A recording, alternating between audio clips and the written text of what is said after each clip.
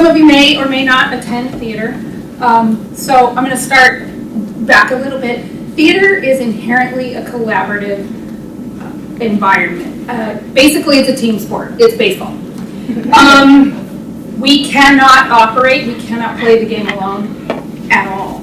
So it's a group environment. It involves actors, it involves directors, it involves lighting designers. Those are the things that everybody knows about. The things that you can see tangibly. It involves scenic designers. Those are important. It involves technical directors who make sure that everything works right and gets built, and that all the teams function together. Sound design is a little bit elusive for a lot of people. They don't really understand how it works or why it's important. But if you think about it from this standpoint, if you listen just for a moment, this room has sound, right? There's sounds that you're making, there's the sound of the air flow unit, there's whatever. All of those environmental sounds are things that I consider as part of a play. It isn't just put a mic on this person and make sure they sound louder. So last summer, the Tennessee Shakespeare Company produced Henry V, directed by Stephanie Shine. My responsibility was sound design and original composition. She set this in the time period that, hi friends. Sorry, we're late. In the time period that Henry, the Battle of Agincourt was set in, so 1415. Okay. King Henry V of England. This was his crest. That's a picture of our set, our actors. Okay. King Charles VI of France. The way that Shakespeare wrote this play, he really intended for the audience to be very sympathetic to Henry and to not like the French very much. So that is an important thing for me to understand, meaning I have to do the research into the characters, into the history, into the actual history, what really happened at the Battle of Agincourt, what really happened at the Siege of Carrefour. So the design concept, and I'm not going to read all this to you, basically was how I was going to take my sounds, my choices of music, whether they be fanfares or drums or soundscapes, meaning exterior or interior soundscapes, which I'll play some for you, to illustrate the story, to help illustrate the story. The common man as king. Henry was not born to the throne. And he was a young humanitarian king. He believed he had the right to the French crown because, back then all the things were mixed up together.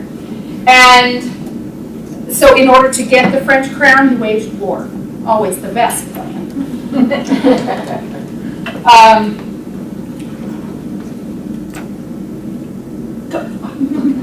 Okay. So one of the things that the director and I discussed, and so much of this is a discussion of back and forth conversation. One of the things that we discussed was the need to make Henry feel earthy. Okay, from a sound perspective, what does that mean? I don't know. So, but it's my job to know. So I chose music that was a fanfare for Henry and a different fanfare for the King of France because the set never changed. So we had to identify for you where you were. Let me see if I can get this. Oh God, there we go. Oh God. I'm gonna do that again.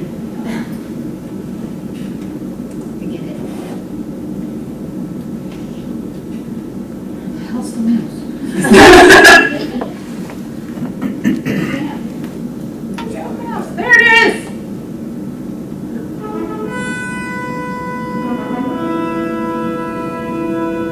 So ready for a French horn, lower register, earthier sound. I'm just going to do this. So to contrast that, the French flourish, I wanted him to seem overindulgent, kind of foofy, if you will. That's not really a word, but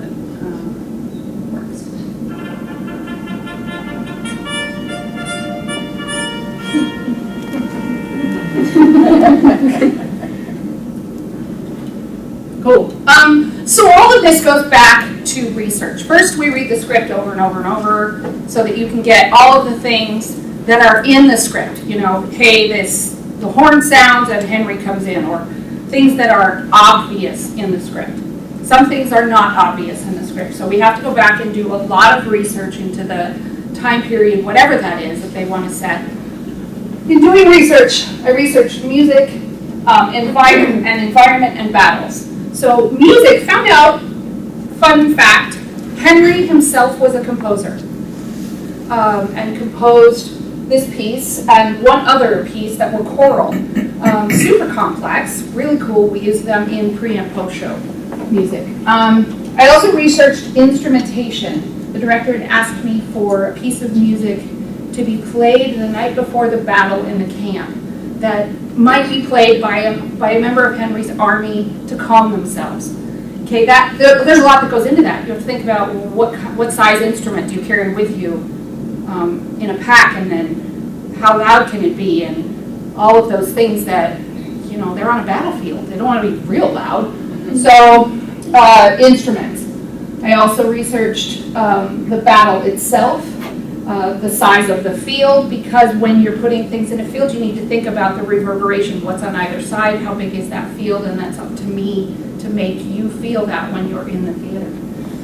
And then weaponry. And I'll get more into weaponry in a minute, because there are two battles depicted in Shakespeare's Henry V. The Siege of Harfleur, which is a coastal town, and the Battle of Agincourt, which occurred in a muddy field.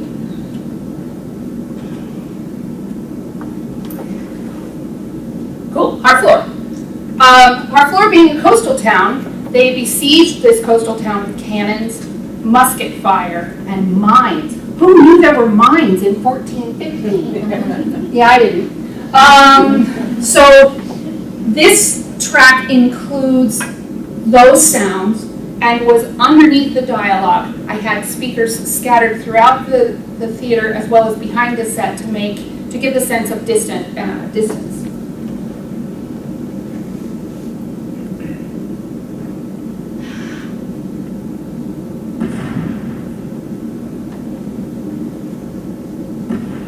If you think about different speakers, different locations.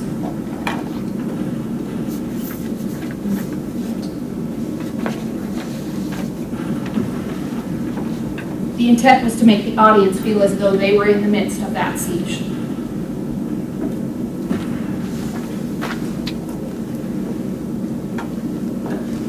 Contrast that with the Battle of Agincourt. Agincourt was largely a hand-to-hand combat. There were poles and swords and horses and armor.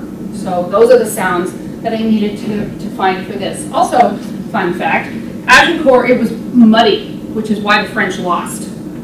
They got stuck in the mud.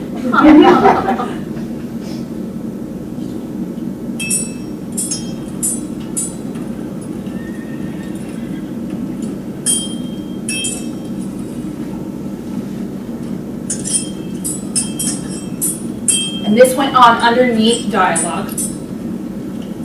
So you were continuing in the battle, but the play was still moving forward. There you go. The composition process. Not all sound designers are composers. It just happens to be a bonus. The director, in asking me for that piece of music to be played in Henry's camp the night before the battle, thank you. I had to come up with something, so I looked at an hautbois, which is an ancestor of the oboe.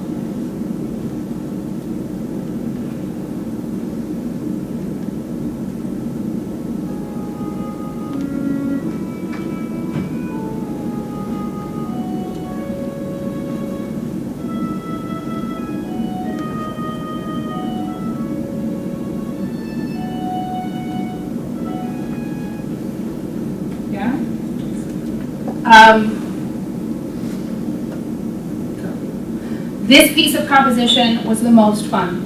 So she said, after the battle, so Henry has won, the French have lost, been slaughtered, in fact. Henry says, do we all holy rites, let there be sung no nobis and Te Deum. And then to Calais and to England, she said, I want a piece that would represent the dead in battle, honoring them, and then something that would serve as a victory march.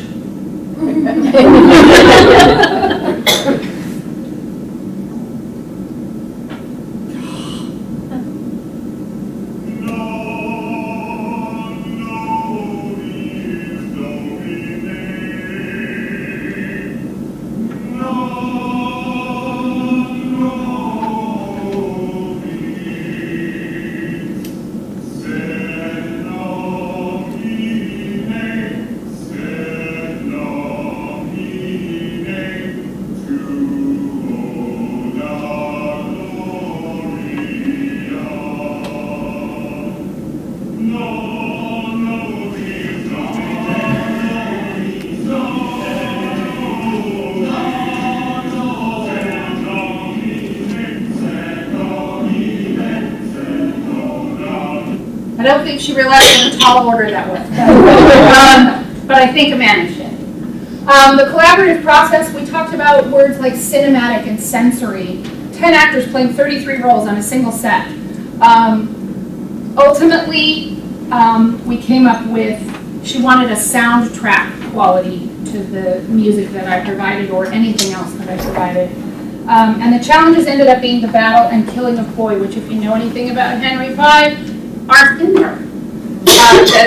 The battle is not in fact discussed, it just kind of happens in between acts. And killing of Boy, who is a member of Henry's army.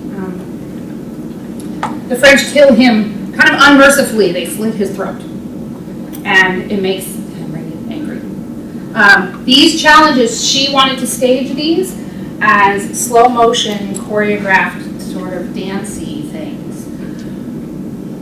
Okay. So we went back to how do you want the audience to feel and where are their sympathies? Where do their sympathies lie?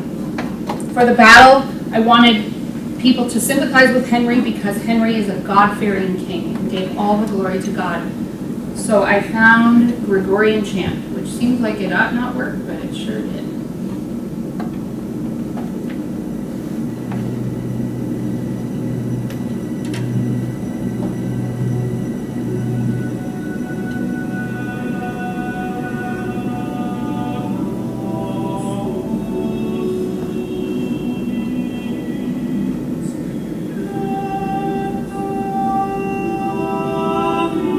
So no talking, they just did this choreographed slow motion battle. And then Killing of the Boy, I wanted a completely different feel. I wanted it to sound martial, not honorable. And so I used the same intro sound with the strings playing. Then you'll see hear a very different feel.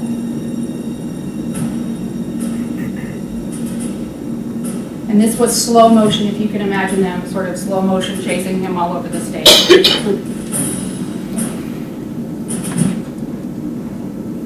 Cool. And this last piece is the piece that Henry composed himself.